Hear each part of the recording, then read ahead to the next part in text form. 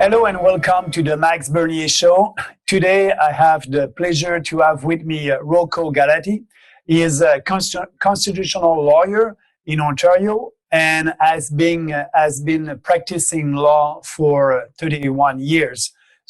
And right now it's very important for the future of our country because Mr. Galati is suing the federal government, the provincial government, concerning COVID-19 and some measures that these government want to implement. So, Mr. Galati, if you want to explain a little bit more to our viewers, what is the detail of your action against the federal, the provincial government?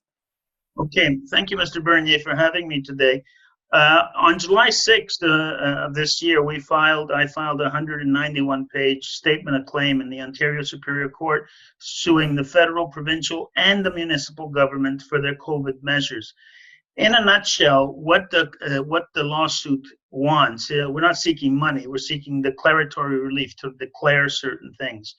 The first thing we say is that under the provincial legislation, the prerequisites to declare an emergency were not there. Secondly, that the measures that are invoked are neither scientifically nor medically based. They're simply political measures taken because the science and the medicine does not support those measures. And we plead the science and we plead the measures.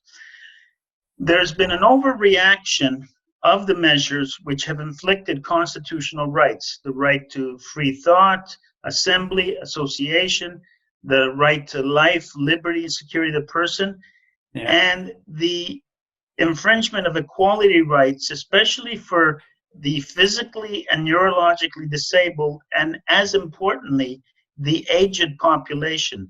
84% of all those who have died, they say, of COVID complications have died in long-term care facilities. And if I can add, that's the same thing here in Quebec also, yeah.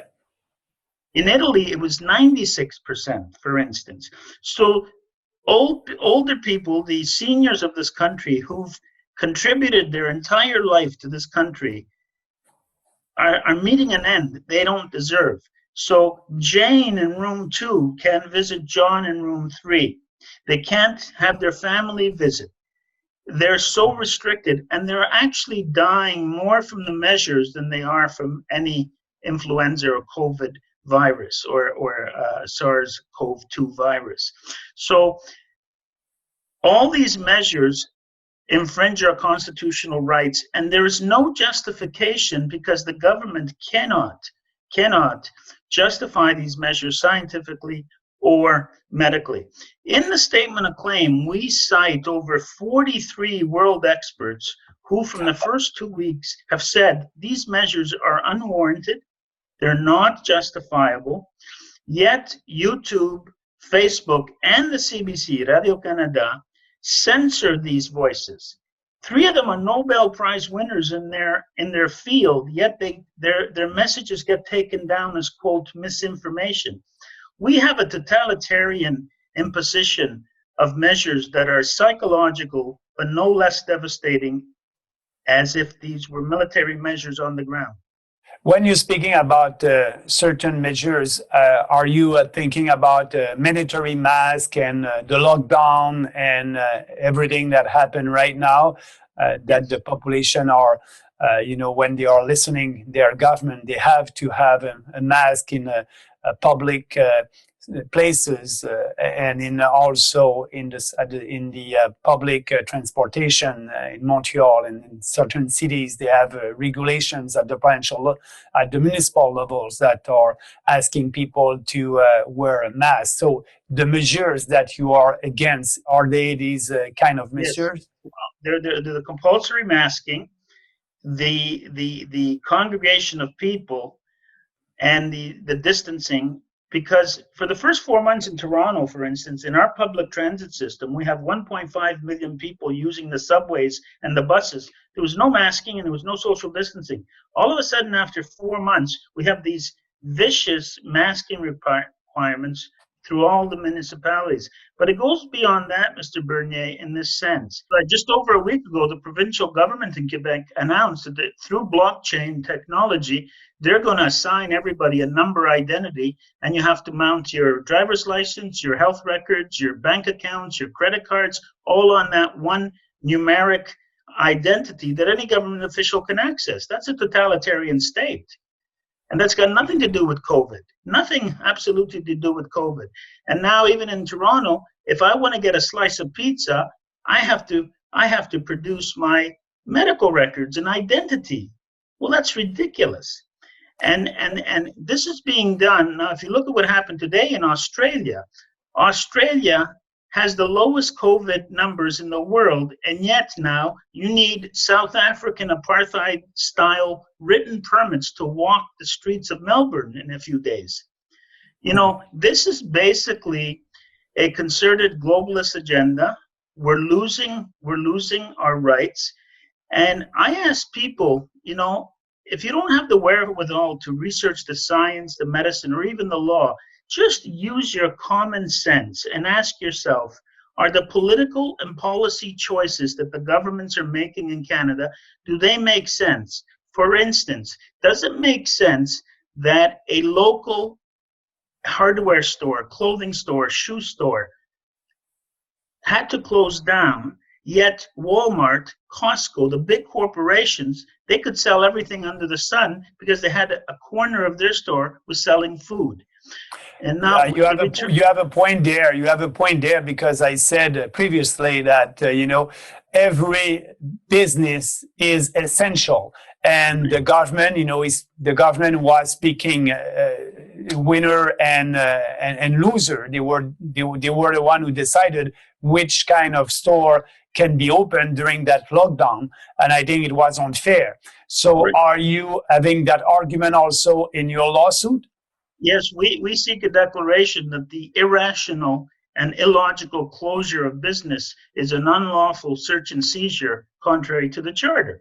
It's like taking that property from the store owner. And there was no rational, there are more people in a Walmart than there are at a local hardware store. It's easier to social distance in a small business than it is in a big mall. And so people have to ask themselves, this is not logical. If it's really, truly a health measure, these measures are not logical to that health concern. So, for instance, look at schooling now. In Ontario, they said kindergarten to grade 3, the children don't have to wear a mask. But grade 4 to grade 12, they do. Well, wait a minute. They're in the same airspace. They're going to be in the same school. You say, well, is this a health measure? No. Why do they say kindergarten to grade 3, they don't have to wear a mask? Because they know children that young won't abide. They'll take it off. But starting in grade 4, they will listen. So this is more of a control conditioning mechanism than it is a health measure. Do you think, Mr. Galati, that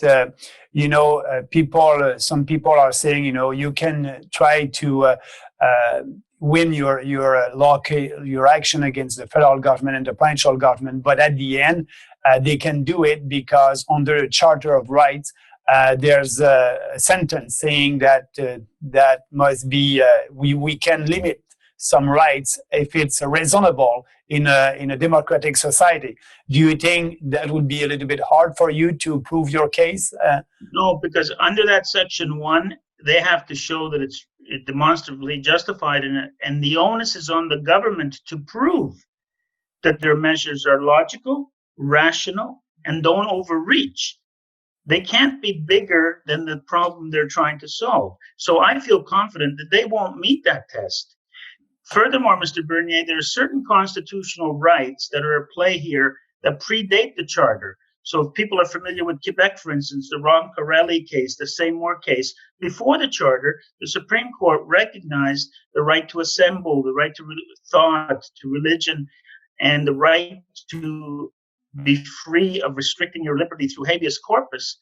Don't rely on the Charter. And Section 1 does not apply to those pre-Charter constitutional rights, which are the same as some of the ones you see in the Charter. So they can't meet that burden. I'm confident in that.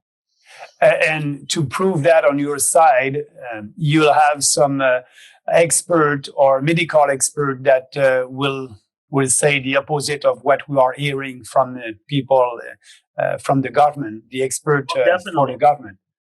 Definitely. We cite 43 of them that they've censored in the statement of claim. One of our plaintiffs is a professor, PhD, Dr. Denis Rancourt, who's an expert in masking. He's a world expert in masking. And he says this is nuts. And he's come on board as a plaintiff in the action. He feels so strongly about this. So we have the expert evidence to say now the public health officers, it's interesting, are saying, okay, we know that masks do not stop airborne viruses, but we're trying to stop when you sneeze and you cough. And what we say to that is two things. First of all, transmitting the virus by coughing or sneezing wet droplets is very rare. Any virus is transmitted 99% by the air, and the masks don't stop that. That's what the science says. Second of all, if you're trying to stop wet droplets, well, then have people wear the plastic visor. At least you can see their face. They can breathe normally. They can talk to you, and they can be understood. Why the mask covering half of the face? It's a very psychological, devastating way to enforce compliance and remind you psychologically who's in charge, that you're not in charge of your body. You're not in charge of your freedom. The government is, and we're muzzled like dogs. It's a prop of compliance. And so why do you think governments are doing that? Is it because they impose a kind of fears in the beginning? They were saying that this virus is so dangerous that everybody can die. And so now the population wants to have some measures that will be safe for them. And I don't understand why they're going so hard on these mandatory measures that they are imposing. Well, if you think back, they didn't start imposing these hard measures with masking until about 5 weeks ago. And we plead this in the statement of claim. That was as a result of a survey that said that 50% of Canadians did not believe Justin Trudeau on what he was saying about the COVID. 19% of Canadians said, we don't think this is more dangerous than the annual flu. 16% of Canadians said, we think this is a vaccine surveillance conspiracy directed by the WHO and the globalists. And 7% of Canadians didn't even believe the COVID existed, whether natural or escaped from a lab. So 1/4 of the Canadian population thought that this is just a political hoax. And the other 19% said it's no more dangerous than the flu, and 50% said we don't believe anything Justin's telling us. As soon as that survey came out, you saw the strict masking laws come down because they felt threatened by people's common sense in reading what was going on. And we've destroyed the economy, and we have a study in the statement of claim, Mr. Bernier, that we cite from 4 weeks ago from the University of Mainz in Germany. They studied all the countries that did not impose measures, and they found that they did no worse than the countries that did impose measures, except they kept their economies. They didn't destroy their economies. So everything that you just said is in your declaration. And right. Do you know if people, if they want to read it, do we have access to that? Can we have a link? And we'll be able to look at all your arguments. Sure. The easy way, if I can give your audience my Twitter handle, it's at Rocco Galati, ROCCO Law, LAW, Rocco Galati Law. If they go to my pin tweet, there's a link to my client's website. It takes you right to the statement of claim directly, and you could read it. Yes. And they will be able to have more details about all that. It's I said since the beginning of that crisis that the lockdown was not necessary and unfair for small businesses. And actually, right now, it's a little bit bizarre. During the time of the pandemic in the beginning of February and March, we didn't have to wear a mask. And now it's supposed to be the end, and we are waiting for a second wave. But now they are asking everybody to wear a mask in public places. So yes, when you were saying, is it logic? It's not logic. And so I hope that, you'll win your case, and we'll see, because I'm afraid of the future reactions coming from our government. I'm always fight for more freedom. And, in Quebec, we had the minister who said, I like Quebecers because they're docile. And, I don't want to be docile. I want to be free and responsible. And you must take your own responsibility. But right now, the states and the federal and provincial governments, they impose limit on our rights. And you are there to fight for us. Right. And Mr. Bernier, win or lose, the only time you can fail is if you don't try. The lawsuit has already brought a lot of conscious people are looking at the issues more carefully. You can go to the statement of claim, because I plead all the medical facts, the scientific facts, the history of this. And you're quite right. I have never seen a virus that conducts itself according to a government schedule. How do they know when the second and third wave is going to come? I mean, they're telling us on a calendar when the second and third wave is coming. People should just use their common sense. They should remember the swine flu of 1976 that never happened, when we went to a similar exercise. But you're quite right. The backbone of our culture in Canada, North America, and the economy is small independent business, and they've gone a long way in wiping this out. A lot of small independent businesses will not survive this. Second of all, they've overnight, in 4 months, have changed their entire way of life. That it's taken us 700 years to evolve into a free and democratic society, following so many revolutions, civil wars, and world wars, that overnight, all of a sudden, we're supposed to be slaves on a leash with a mask. It's just unbelievable. And it's supposed to be the new normal. But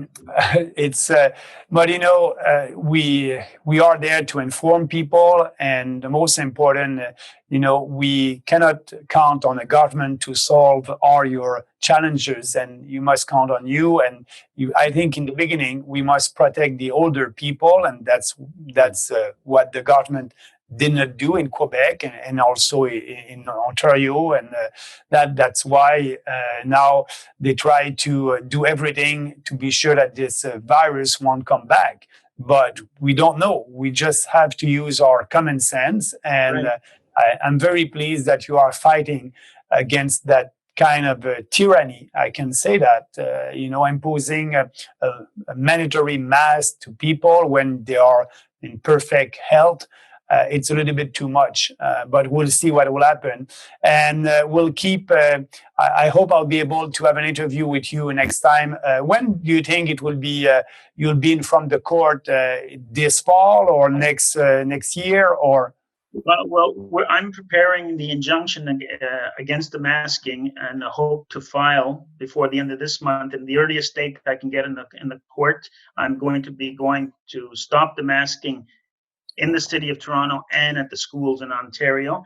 And I'm 3/4 of the way from preparing that injunction, and I'll file it.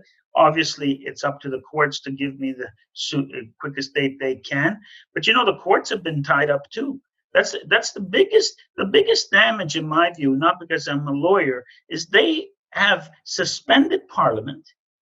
They've locked up the courts. They have frozen our rule of law here.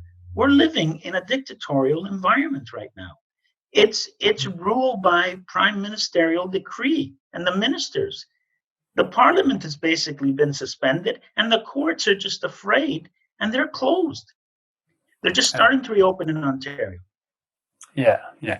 So we will follow you, Mr. Galati, and thanks for giving us your time. And I'll ask our viewers to go on your Twitter account to have, if they want to have more details about that lawsuit. But I wish you a big success on that for us, for Canadians, and for our freedom. That will be important for the future of this country. Thank you very much for having me, Mr. Bernier. Thank you. Yeah.